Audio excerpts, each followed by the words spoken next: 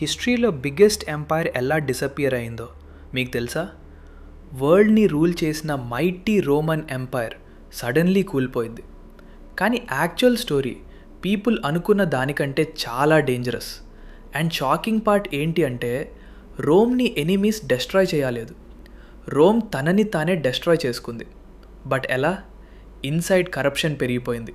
Emperors power కోసం ఒక్కరినొకరు betray చేసుకుంటున్నారు. ఎకనామీ వీక్ అయింది. పీపుల్ సర్వైవల్ కోసం స్ట్రగుల్ చేస్తున్నారు.